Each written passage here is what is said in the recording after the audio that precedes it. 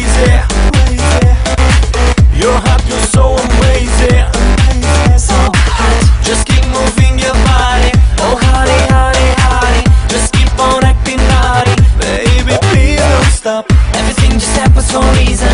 I will take you back to my prison. You better know I accept no treason, cause I will tie you up. And I know baby you think it's funny, but you don't know what's coming up, honey. You would wish you were just my money, but I will tie you up. I will tie you up. I will tie you up. I will tie you up. I will tie you up.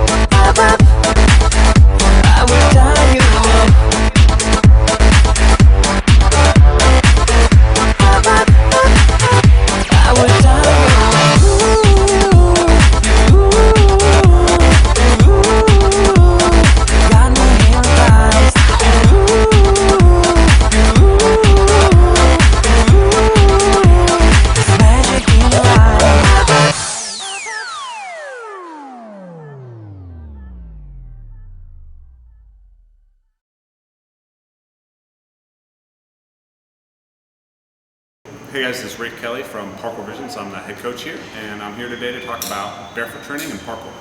The idea behind barefoot training is pretty simple. The human foot has been around for about 2 million years in its current configuration, but we've only had shoes for about 30,000 years. And for most of that 30,000 years, they just kept us warm. There was no structure, there was no heel, there was nothing that changed our biomechanics or supported our foot. So basically, evolution has designed our foot to operate shoeless. So when you put a heavy shoe on with a lot of structure, it's basically like putting a cast on your arm. And what happens when you're wearing something, wearing a cast on something, is it atrophies. So over time, if we're habitually in shoes, what you're going to see is that the connective tissues, the muscles, the bone, it's all going to atrophy. And at the same time, the sensitivity of the foot, the flexibility and the mobility are all going to be lost. So it really changes the basic physical foundation of our body, which is our feet. It takes a long time to transition to training barefoot because you have to think of your foot like someone who's been completely sedentary. It's completely untrained. So it's going to take a long time to rebuild the bone structure, to rebuild the connective tissue structure. So people say, it takes 6 weeks to see any sort of adaptation in the connective tissues. So if you go out tomorrow and you're like, I'm going to train just like I train with shoes on, barefoot, you're going to break your feet.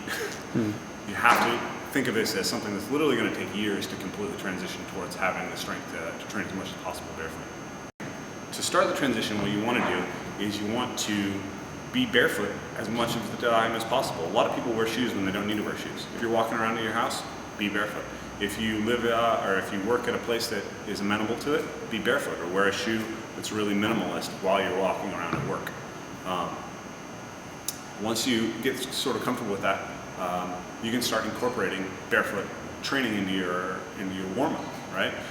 If you don't start your training by doing 14-foot wall passes and big drops. You start your training with calisthenics and raw light running, and all that stuff can be done barefoot. And you can start getting your foot to adapt to training through that warm-up period. Once you've gotten to the point where you can train barefoot in your warm-up, 6 to 9 weeks, once you become comfortable with that, for 6 to 9 weeks, then you can start incorporating barefoot training into the bigger movements that you do, vaults, drops, and wall passes and tic-tacs. And you can start looking for a minimalist shoe to be your primary training shoe. A shoe that has basically a nice wide toe box, a flat sole that's equal from front to back.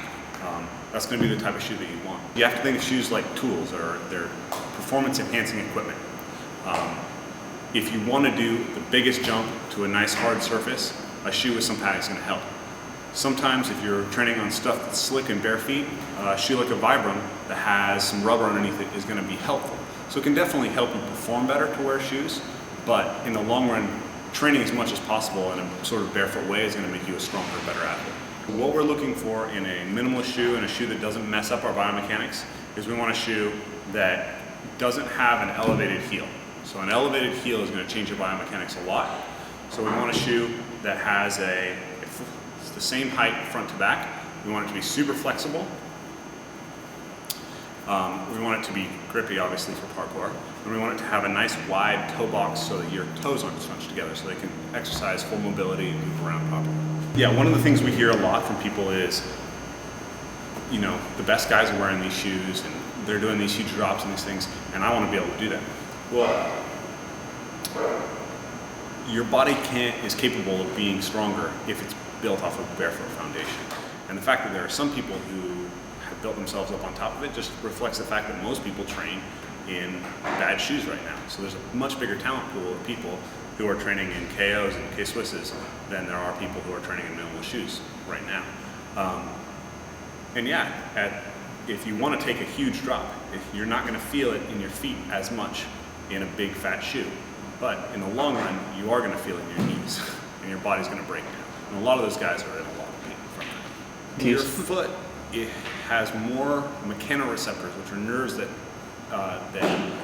tell you what's going on, that tell you what's happening in your foot, than any other part of your body. It's designed to be a sensory unit that hits the ground and tells you what's going on. When you put a shoe on, it's like a blindfold that you're putting on your foot. And so when you take off shoes, you find that you have tremendously more sensitivity, and you can develop a lot better ability to really interpret what's going on with the ground. So you're less likely to sprain your ankle.